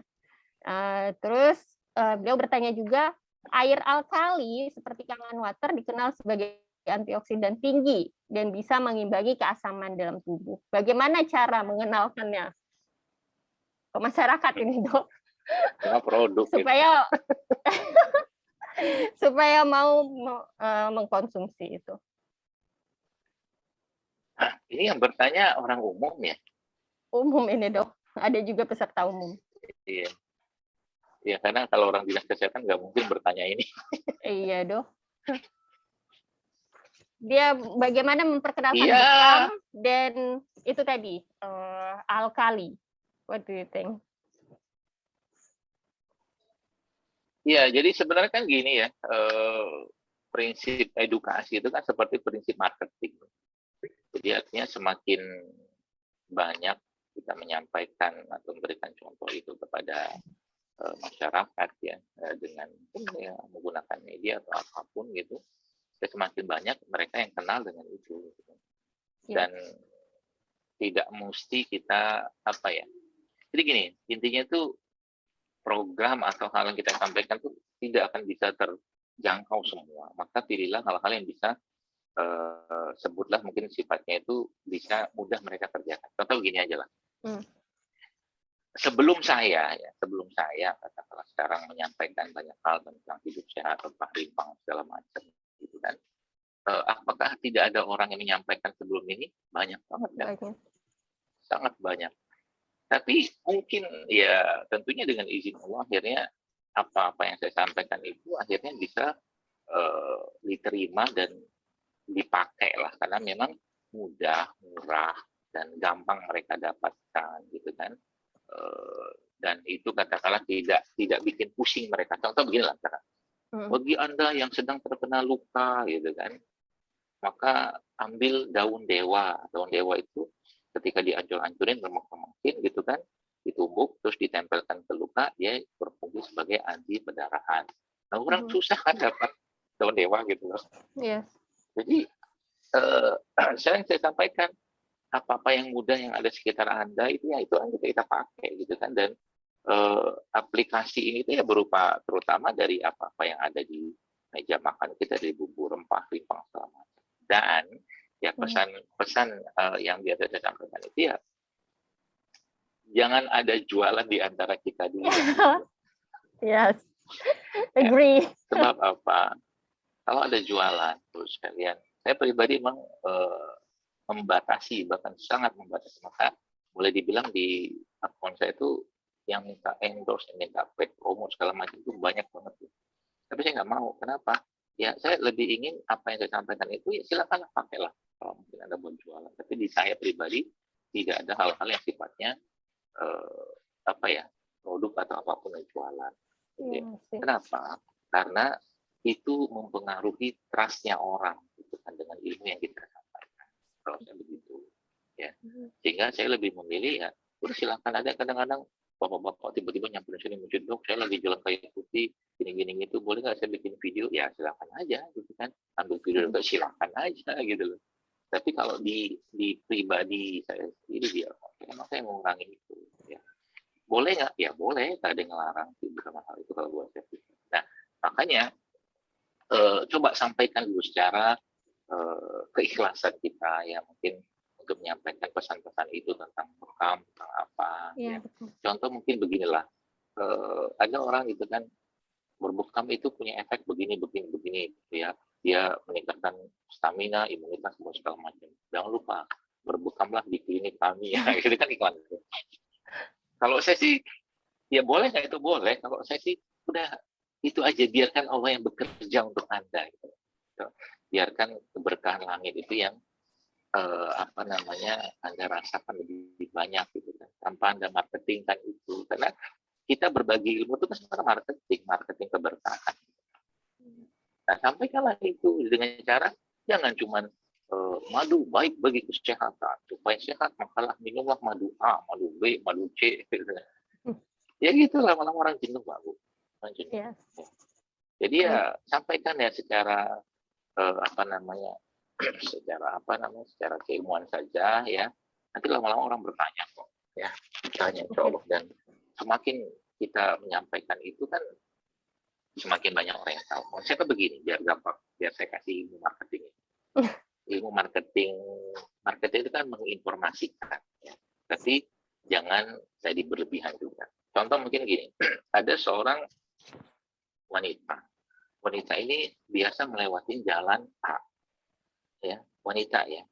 Di jalan A itu ada praktek seorang dokter misalnya, yang khusus menangani masalah kebotakan. Ya. Tiap hari pasien si perempuan itu lewat situ jalan atau lihatlah pelang itu, dokter A khusus melayani pasien yang masalah kebotakan kayak gitu. Nah, wanita tadi kan nggak pakai ya ilmu itu atau mungkin jasa itu, karena dia ya wanita ya, jarang lah ya. Tapi tiba-tiba ketika ada teman yang bertanya kepada wanita tadi, di mana ya kira-kira ada dokter atau yang bisa nangani masalah kebotakan? Nah, dia kan ingat tuh, gitu. Oh, di jalan, tuh ada tuh, nah gitu loh. Jadi kan akhirnya pesan itu sampai. Makanya dia berbagi aja keilmuan yang Anda miliki tentang bekam, tentang hidup sehat, dan berikan hal-hal yang sifatnya mudah mereka lakukan, itu aja. Jangan bikin susah. Jadi jangan sampai ilmu kita itu bikin orang itu susah. Ya. Itu mungkin yang pertama. Kalau yang kedua, saya kira mungkin ini pertanyaan tentang produk, biasanya saya nggak mau jawab. Tapi intinya kalau kita bicara tentang air ya. Alkali. Air yang bagus itu apa? Ya, air zam-zam. Bukan, air zam-zam. Saya kan jawab air yang bagus itu air zam-zam. Yaitu the best water lah ya. Terbaik. Ya. Kalau seandainya air zam-zam tidak ada, ya, apa yang bisa kita dapatkan? Ya air dari mata air, spring water, ya, dari mata air alami yang itu Itu biasanya kalau lagi trekking atau hiking, naik gunung atau apa, itu kan ada sungai-sungai itu lewat. Itu biasa airnya langsung saya minum. Ya, langsung saya minum. Kayak kapan hari itu saya pernah pergi ke Kerinci ya, itu airnya saya minum. Dan alhamdulillah nggak ada masalah. Sudah terolah dengan baik di sana. Dengan catatan itu masih bersih ya, tempatnya itu. Itu air dari mata air. Termasuk juga kalau Anda yang pernah daki ke Mahameru ya, di Mahameru atau Gunung Semeru itu ada namanya kan danau itu kan, danau apa dia, lupa saya namanya. Itu danau itu memang terjaga banget di sana kemurniannya, sehingga langsung bisa minum dari air danau itu. Ya, waktu saya pernah ke sana itu dan saya ngecek pH air tersebut, ya pH-nya itu ya cenderung netral ya. Kalau kita pakai pH tester atau drop itu yang warnanya hijau. Ya. Jadi itu saya minum air itu ya, langsung. Ya. Nah jadi kalau saya pribadi kalau tanya air alkali ini boleh tadi konsumsi jangka panjang. Dulunya saya pernah berpikiran hal yang sama, ya konsumsi jangka panjang. Tapi lama-lama saya berpikir dan saya pernah bertanya kepada seorang ahli mikrokultur juga, dia kurang menyarankan. Ya. Jadi sebaiknya selang-seling saja dengan air yang pH-nya netral, ya. pH netral, ya 7 something. Dengan alkali itu kan dia sudah masuk ke langsung, tahu saya. Begitu. Kecuali memang ada kandungan lain dalam air tersebut yang tidak bisa dapatkan, misalkan ada katanya hidrogen. Ya, Oke, Dok. Kita beranjak ke pertanyaan selanjutnya ya, Dokter. Mohon izin. Pertanyaan dari Juraisa. Kita hanya ada 2 sesi diskusi ya, Dok. Tadi sudah 3 pertanyaan. Selanjutnya ini dari Juraisa. Dok, izin bertanya, kalau sering nyeri tulang belakang atau low back pain, apa diet yang baik nih, Dok?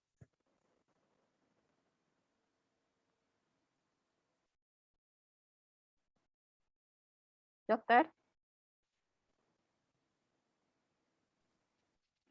Halo? Ya. Dokter? Bisa terdengar suara saya? Ya, sudah. Pertanyaan saya tadi, apa bisa didengar, Dok? Pertanyaan saya tadi? Ya, bisa. Belum. Tadi putus. Oh, dia bertanya, Juraisa bertanya terkait kalau nyeri tulang belakang atau low back pain, apa diet yang baik, Dok, yang bisa dilakukan? Harus dicari tahu dulu ya. Pertama, kalau saya pribadi, kalau masalah di struktur ya, misalkan ada otot atau tulangnya yang bermasalah, terutama si otot. Jadi ada tulang belakang itu kan kalau bahasa kita kan terjepitnya saraf. Ya. Ada penekanan saraf seterusnya. Ya, tapi kalau dalam pandangan lain juga ada masalah otot yang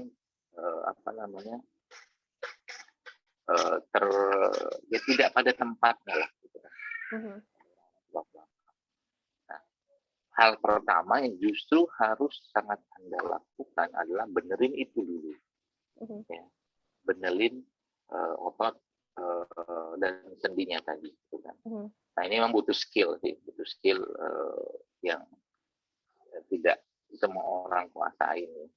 Tapi itu sangat mengurangi nyeri ya. Kalau di Jakarta biasanya ada beberapa yang saya refer ya ke teman-teman yang ahli lah insya Allah ya, dan memang punya kapasitas untuk mengerjakan itu. Tapi kalau di daerah Berau saya nggak tahu. Kalimantan kayaknya ada, daerah Kalimantan Timur, daerah Balikpapan. Ya Balikpapan ada. Nah, kemudian Bapak-Ibu sekalian, kalau ditanya dietnya apa ya kembali ke konsep tulang, bagaimana struktur tulang. Kita tahu ya tulang itu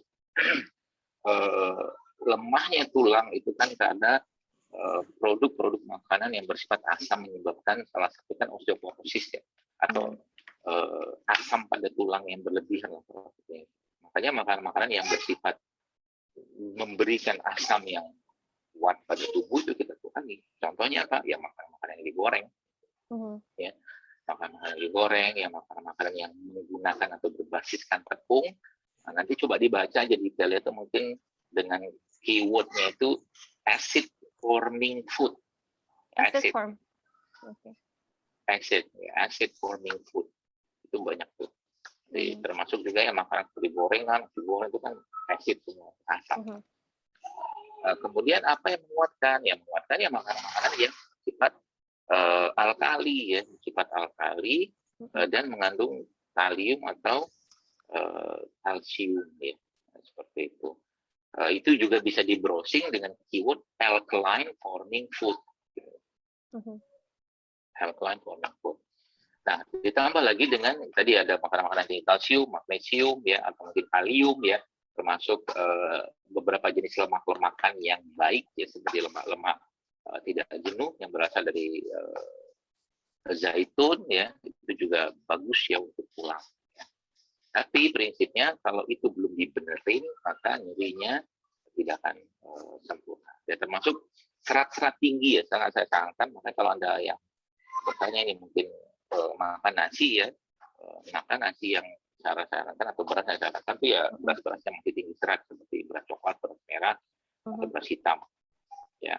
Atau ya kalau enggak ya tadi singkong-singkongan tadi, ya. Jadi gula yang berlebihan, ya, yang kita konsumsi itu akan menyebabkan makin asam, ya, makin asam tulang tadi. Itu mungkin. Oke, terima kasih banyak dokter atas jawabannya. Kita ke pertanyaan selanjutnya. Banyak sekali pertanyaan, namun kita terbatas waktu juga ya, sahabat. Peserta seminar, mohon maaf, kita tidak bisa membacakan semuanya. Yang berkaitan dengan topik kita hari ini ya, yang akan saya baca. Ini dok, ada dari Umi Mustafa, dok. Assalamualaikum. Bagaimana cara mengolah jahe yang baik? Apakah diparut atau dipotong biasa? Apakah aman jika dikonsumsi setiap hari untuk pria atau wanita? Syukran, jazakallah. Jadi prinsipnya gini, saya ajarin konsepnya aja ya. Sebenarnya pengolahan ya pada produk tertentu ya seperti mungkin rimpang jahe itu adalah untuk memperkecil ukuran dari molekul-molekul yang ada pada produk tersebut sehingga dia lebih gampang terkeluar gitu loh. Nah, contoh mungkin gini, ketika Anda mengiris jahe, diiris tipis gitu kan, ya maka dengan irisan tadi setelah iris kan dia nggak keluar, kita mau ekstra kemana gitu kan, atau mungkin kita mau dia larutkan kemana, maka kita butuh air di situ. Ya, kita butuh air. Nah, butuh airnya itu akan membuat si air tadi akan membuat si bahan-bahan aktif pada jahe tadi akan keluar, masuk ke dalam air. Nah, pertanyaannya berapa lama dia mau keluar? Kalau mau cepat ya udah dipanasin, direbus, mendidih gitu kan. Kalau mau pelan-pelan ya kasih air hangat. Tapi kalau mau lebih pelan lagi kita pakai proses ekstraksi yang kita sebut dengan infusan itu dengan dimasukkan air. Infus water gitu kan 6 jam rata-rata dia baru keluar bahannya gitu loh, saya tahu begitu.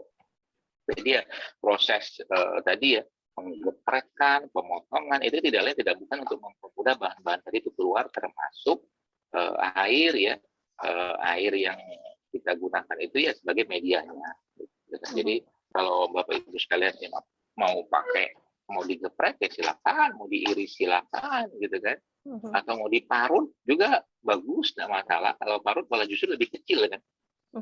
Itunya tuh karena kan sudah dalam bentuk apa namanya parutan jahe atau jahe parut, itu tidak masalah. Gitu. Oke, thank you so much dokter. Selanjutnya nih pertanyaan terakhir dok. Dari Noni Eriante di Puskesmas Pulau Derawan. Ya, beliau ini adalah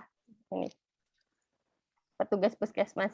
Assalamualaikum dokter, mau bertanya obat nyeri lutut pada orang tua usia 55 tahun ke atas yang baik dikonsumsi setiap hari apa dok? Terus untuk mata yang minus, baiknya terapi apa yang diamalkan dok? Kalau nyeri ya di lutut itu salah satu yang biasanya saya sarankan adalah dengan cara dibekam sebenarnya sekitaran lututnya. Ya. Dibekam. Dari yang saya baca dan diteliti oleh para ahli atau ilmuwan ya, bekam itu salah satu metode yang sangat efektif untuk mengurangi nyeri secara instan. Ya. Sedangkan di daerah genu ya, atau mungkin dengkul itu, ya tentunya tidak kita bekam di daerah genu atau dengkulnya tadi, tapi daerah atas dan bawahnya. Itu setahu saya yang saya dapatkan dan data-data juga itu sangat baik dalam menurunkan nyeri yang terjadi. Ya. Itu. Kemudian apa yang herbal yang kita bisa berikan ya pada orang-orang seperti ini? Tentunya yang pertama sifatnya anti peradangan. Ya. Karena nyeri tentunya ada peradangan, ada inflamasi, maka herbal sifatnya anti peradangan seperti jahe, kunyit, serai itu bisa Anda pakai itu. Ya. Jahe, kunyit, serai itu nanti bisa dibuat minuman, itu Anda minum tiap hari. Ditambahkan dengan sumber-sumber lemak yang baik seperti zaitun ya, mungkin ditambahkan juga dengan gamat ya, mengandung juga chondroitin ya. Ada gamat itu yang juga sangat baik untuk tulang. Dan makanan-makanan yang tinggi kalsium atau kalium ya, itu bisa Anda konsumsi ya. Contohnya ya mungkin kurma itu juga bisa bisa digunakan untuk kasus seperti ini. Itu mungkin. Oke, jazakallah dokter. Terima kasih atas jawabannya. Sebelum kita ke sesi selanjutnya, yaitu mohon dokter untuk bisa memberikan kesimpulan dari pertemuan kita pagi hari ini, dokter.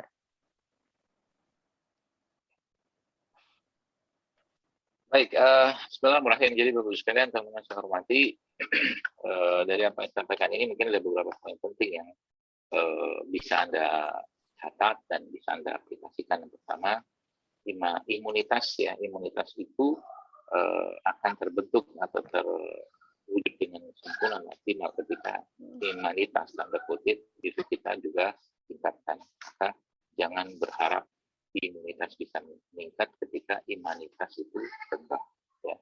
Maka kuncinya adalah bagaimana iman kita itu bisa kita kuatkan terus dengan berbagai hal yang tadi saya sampaikan, bahwa salah satu cara paling mudah adalah bagaimana kita menghayati, merasakan keberkahan atau mungkin kebutuhan terhadap ibadah. Itu salah satu cara kita meningkatkan imunitas kita.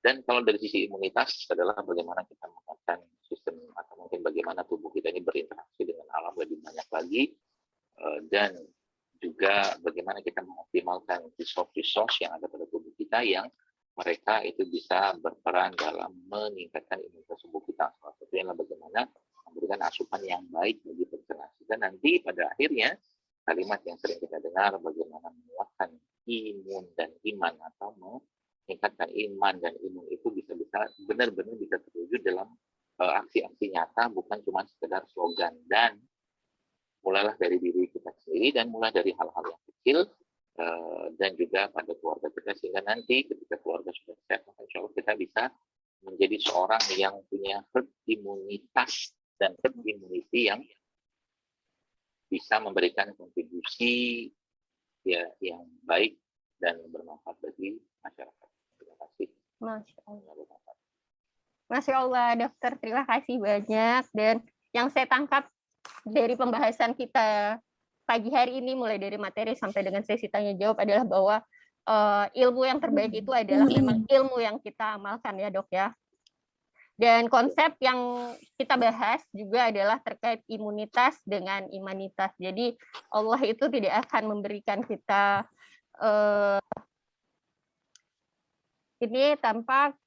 Allah tidak akan memberikan kita kebaikan apabila kita terus melakukan maksiat. Ya, seperti itu. Jadi kita harapkan kita bisa mendekatkan diri kepada Allah dalam masa seperti saat ini dan seterusnya. Dan Dr. Zaidul Akbar, terima kasih banyak atas kesediaannya mengisi materi pada pagi hari ini. Dan jangan kapok ya dok, apabila nanti diminta menjadi narasumber kembali.